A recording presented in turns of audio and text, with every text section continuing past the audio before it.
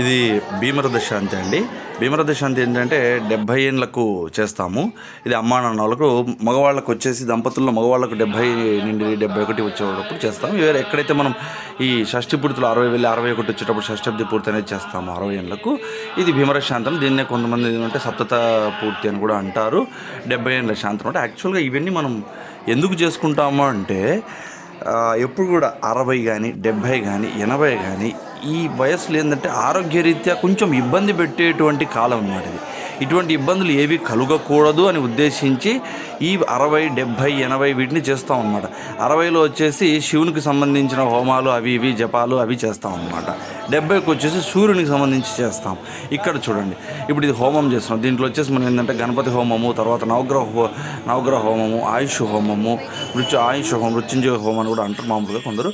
ఇక్కడ మనం కలశ స్థాపన ఇవి చేసి కలశారాధన కూడా జరుగుతుంది. ఆ తర్వాత మనము ఇదంతా అయిపోయిన తర్వాత వచ్చేసి అందరికీ వీళ్ళకు మళ్ళీ తర్వాత మంగళ స్నానాలు అవి ఇవి కూడా ఉంటాయన్నమాట. దాన్ని అవభ్రద స్నానం అని కూడా అంటాము. ఇది అందరినీ పిలుచుకొని చేసుకోవాల్సింది. యాక్చువల్గా దీన్ని ఎక్కువగా వచ్చేసి తల్లిదండ్రులకు పిల్లలు చేస్తారు. అదేంటంటే పిల్లలకు మంచిది, పెద్దవాళ్ళకు మంచిది, అందరినీ ఒక గూటికి కలుపుతుంది.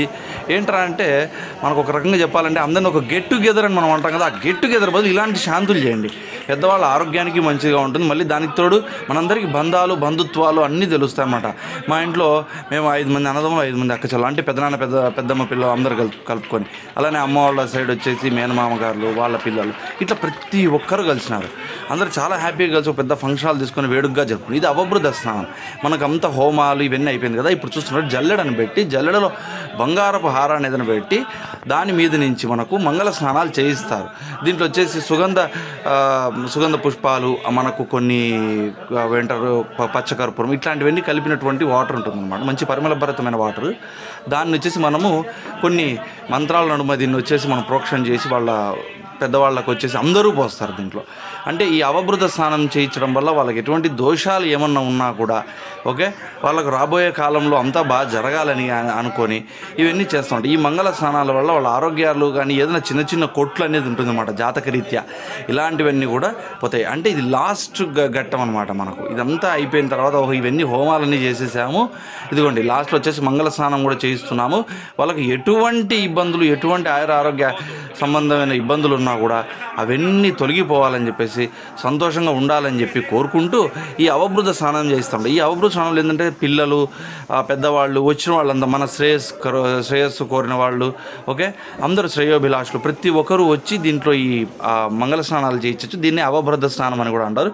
ఇది మనకు శాంతి ఉపనయనం చేసినప్పుడు కూడా పిల్లలకు కూడా ఎవరికి చిన్నపిల్లలు 11 ఏళ్ళప్పుడు కూడా ఉపనయనం చేస్తాం కదా, 8 సంవత్సరాలు అప్పుడు కూడా మనం లాస్ట్లో ఇది అవభృత స్నానం అనేది చేస్తాం.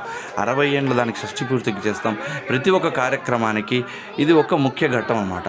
ఇది అందరు సంతోషంగా చెప్పడం. మా ఇంట్లో కూడా చాలా బాగా జరిగింది. ఇది వీళ్ళ పెద్దవాళ్ళిద్దరికీ మా పూలదండలు అవి మార్పిచ్చేసి ఆ తర్వాత ఇది అవభృత స్నానం అనేది చేయించడం జరిగింది.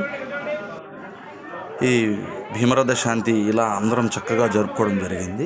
ఈ భీమరథ శాంతితో అందరం కలవడము, ఈ గెట్ టుగెదర్ అనే పదం బదులు ఇలాంటి శాంతులు చేసుకుని సంతోషంగా అందరం కలిసి చాలా హ్యాపీగా ఎంజాయ్ చేసాం.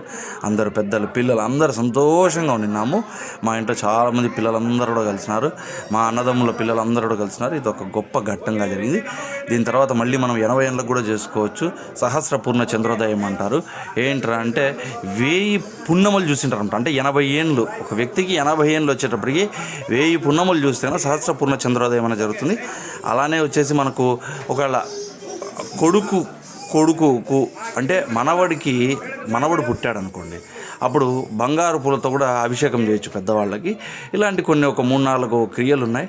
ఇవన్నీ చేయడం వల్ల ఏంటంటే వాళ్ళ వయసులో కూడా ఎటువంటి ఆరోగ్య సంబంధ ఇబ్బందులు లేకోకుండా హ్యాపీగా జీవిస్తారు అనే ఒక సంకల్పంతో చేస్తాం. ఇదంతా మనకి మన ఋషులు కానీ వాళ్ళు చెప్పినటువంటి కార్యక్రమాలు ఇవన్నీ. కాబట్టి ఏ అవకాశం ఉన్నా కూడా తోచినంతలో మనకు వీలైనంతలో చేసి పెద్దవాళ్ళందరినీ సంతృప్తి పరిస్తే మనందరం కూడా సంతోషంగా ఉంటాం. పిల్లలందరికీ కూడా తర్వాత తరాలకు మనం ఒక గొప్ప సంస్కారాన్ని అందించిన వాళ్ళం అవుతాము. కాబట్టి అందరూ కూడా ఇలాంటివి ఏమన్నా ఉంటే పెద్దవాళ్ళకు మీకన్నా చేతనైతే కంపల్సరీగా చేయండి. Thank you. సర్వే జనా సుఖినో భవంతు.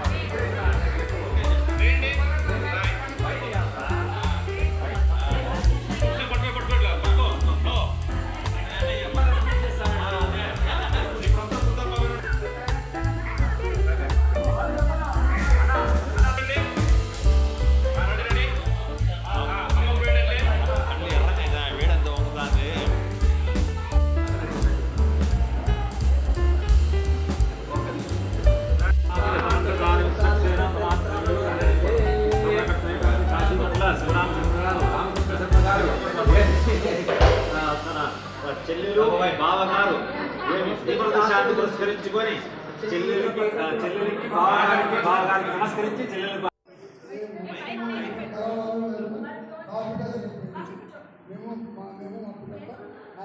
ఫంక్షన్ అంతా అయిపోయిన తర్వాత ఈవినింగ్ ఒక చిన్న సరదా కార్యక్రమం పెట్టుకున్నాం. ఏంట్రా అంటే పెద్దవాళ్ళని ఇద్దరిని కూర్చోపెట్టేసి అమ్మా నాన్నని వాళ్ళ అనుభవాలు ఏంటి అంటే వాళ్ళు 42 ఏండ్ల మ్యారీడ్ లైఫ్ కదా, వాళ్ళు 42 ఇయర్స్లో ఏంటి అనుభవాలు ఏంటి ఏం కథ అనేది మామూలుగా చెప్పించాం. ఎందుకంటే ఇది జస్ట్ అంటే ఇప్పుడు రాబోయే తరాలకు దాంపత్య జీవితం అంటే ఏంటి, కలిసి ఉండడం ఏంటి, ఒక కుటుంబ వ్యవస్థ అంటే ఏంటి తెలియడం కోసం జస్ట్ ఒక చిన్న ఎక్స్పెరిమెంట్ టైప్ అనమాట.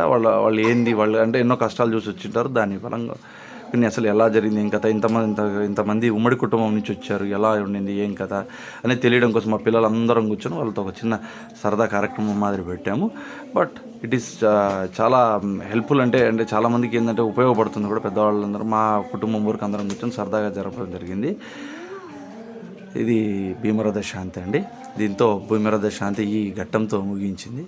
రైట్, థ్యాంక్ యూ అండి.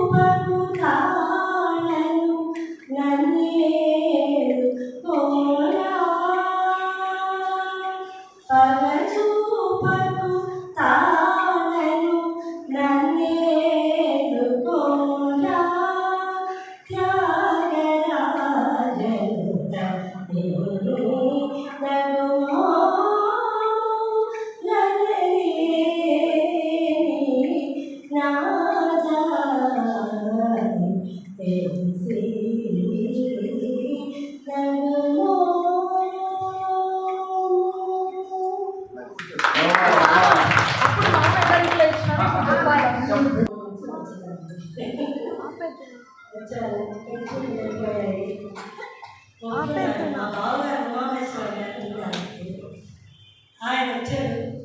ఆయన వచ్చి నన్ను చూసి సేవ చేస్తాను. వాళ్ళ తమ్ముడికి సహాయం చేయాలి చేసుకుంటే ఏమైనా చేసుకుంటే ఈ ఫ్యామిలీ బాగుంటుంది. రామచంద్ర బావ ఉమాశ్వర బావ గారు చెప్పారు. ఆ టైంలో అదే జరిగింది. తర్వాత ఏదైనా అప్పట్లో ఉద్యోగం లేదు మాకు, మధ్యతరగతి పెట్టాము. పెళ్ళికి ముందు అసలు మాకు ఉద్యోగం అనేది ఏం లేదు. తర్వాత మా బావగారిని చూసి మా ఫ్యామిలీ మొత్తం కూడా ఉమాశ్వర బావ గారికి బాగా ఉద్యోగం వస్తుంది, మా కుటుంబం అంతా బాగుంటుందనే ఉద్దేశపూర్వకంగానే మా నాన్నగారు ఇచ్చి నన్ను పెళ్లి చేస్తారు. తర్వాత ఒక 2 years ఒక 4 years అయిన తర్వాత எனக்கு జాబ్ వచ్చింది. మా బావగారు ఇప్పించారు ఆ జాబు. అప్పటి నుంచి మా ఫ్యామిలీ ఒక టర్నింగ్ పాయింట్ అదే ఇంకా మేము వెనక్కి తిరిగి చూడలేదు. పైకి బాగా వచ్చాము, పిల్లలందరూ బాగా చదువుకున్నారు. చిన్నతనం నుంచి క్రమశిక్షణలోనే పెంచుకున్నాం పిల్లల్ని. వాళ్ళు కూడా చిన్నప్పటి నుంచి కూడా మా మాట జోరాకి ఎప్పుడు వెళ్ళలేదు. మా పిల్లలు నిజంగా నా పిల్లలే కాదు, మేనకోడలకు మేనల్లకు మా బిడ్డలకు అందరూ కూడా ఒకే రకంగా చూసుకున్నారు. ఎవరిని వేరు వాళ్ళతో ఎప్పుడు చూడలేదు. అందరూ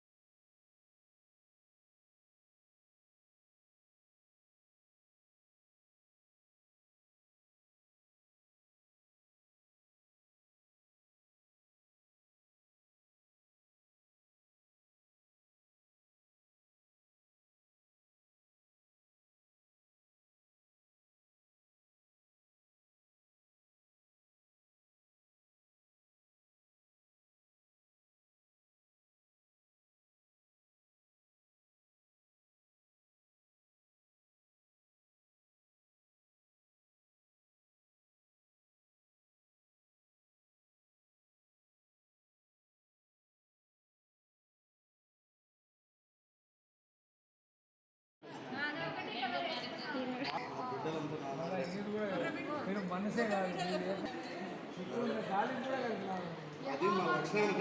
మేము ఎక్కడిదెక్కడో కలుపుకొని